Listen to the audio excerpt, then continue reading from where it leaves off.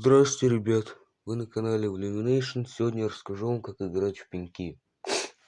Пеньки это простая дворовая карточная игра для детей, которая очень похожа на карточную игру Дурак. Так что, если вы умеете играть в Дурак, то вы довольно легко научитесь играть в карточную игру Пеньки. Для игры нужна сокращенная колода в 36 карт и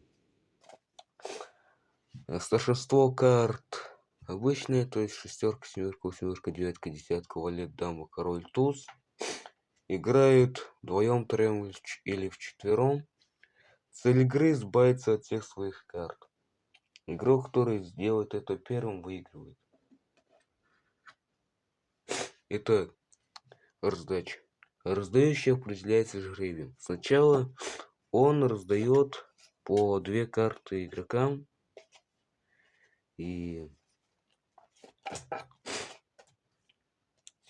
Но эти карты игроки вообще не смотрят, и пока что они их убирают в сторону.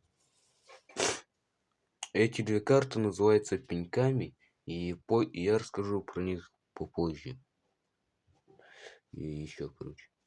Затем игроки получают еще по 4 карты, и вот уже их игроки используют, смотрят и выкладывают на поверхность. После этого скрывается козырная масть, козырная карта. И масть этой карты становится козырем. То есть пики в этом раунде козырная масть. Итак, после раздачи начинается ход игры. Первым ходит игрок слева от раздающего. И вот.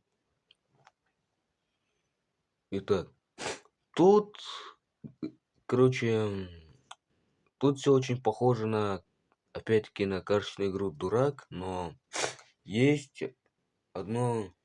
есть очень важное отличие. После того, как игрок выкладывает там, короче, если он выкладывает, короче, он успешно отбивается от карт, а это он должен сделать выкладыванием карт той же масти, и карта должна быть старше, то тогда карта отправляется в биту. Но тут уже не так.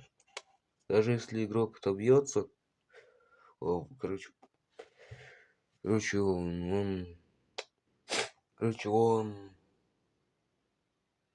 положит подходящую карту, то тогда карты никуда не уходят, а остаются на поверхности.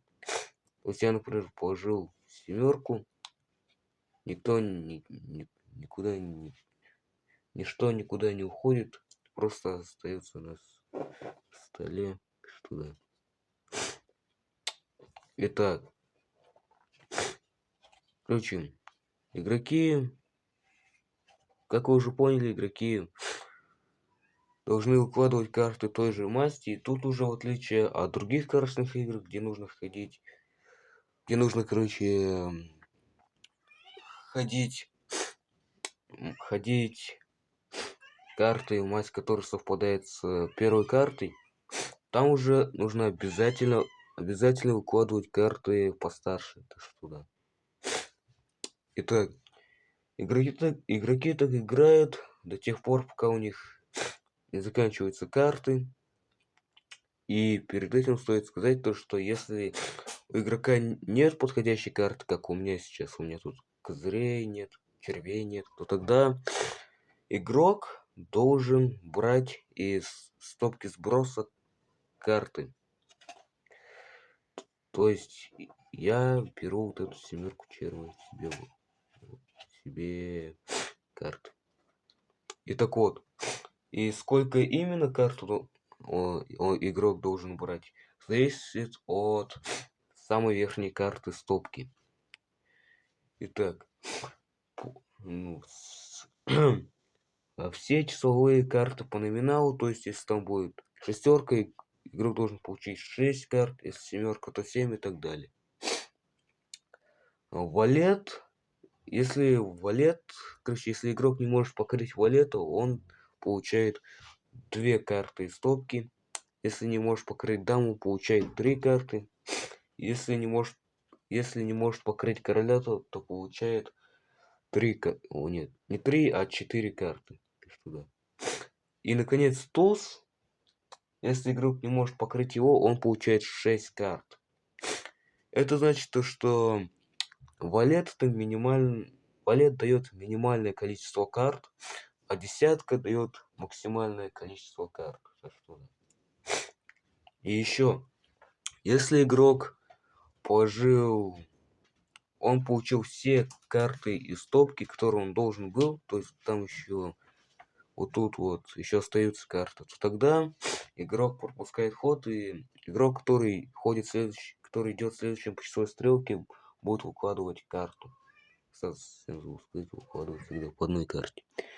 Но если игрок он получил всю стопку, но получил меньше, чем должен был, то есть, как я сейчас должен был 7 получить, но получил всего лишь одну, потому что уже все, стопка закончилась, то тогда игрок, который получил карту, начинает ходить, начинает выкладывать свою карту. Так что да, есть такое. Итак, после того, как игроки избавляются от всех своих карт, они, короче, помните, я говорил вам про пеньки, и как я говорил, то, что я о них расскажу поподробнее попозже. Так вот, пришло время про них рассказать. После того, как игроки избавляются от всех своих карт, которые они используют в раунде, в игре, они получают еще... Они, короче, еще не выигрывают. Они получают пеньки. Те самые 2 карты, которые раздающий еще в самом начале игры раздавал, которые они убирали в сторону, они теперь их забирают после того, как избавляются от всех своих карт. Итак, и игроки продолжают укладывать карты, а именно свои пеньки. И если игрок даже от пеньков избавится, которые у него в руке, то тогда он выиграет. Игрок выиграет, и в этом случае игра либо заканчивается, либо продолжается между игроками, которые еще не избавились от своих карт и своих пеньков. Так что да. И что я еще могу сказать?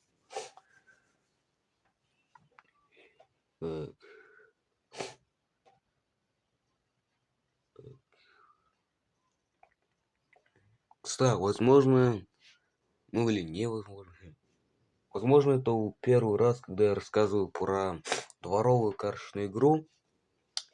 Если вы не знаете, что это вообще за тип карточных игр дворовые, насколько я понял, это тип,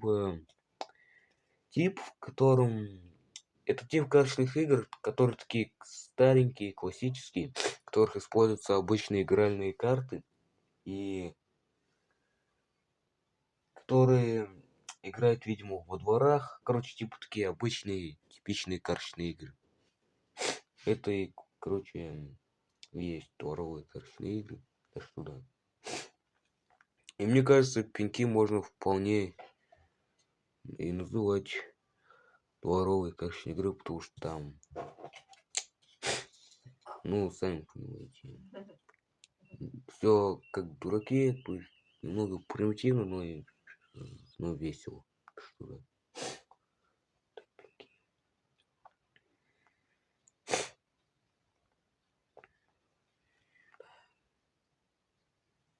Итак, думаю, я рассказал вам все про карточную игру пеньки. Надеюсь, вы поняли, как играть в эту игру.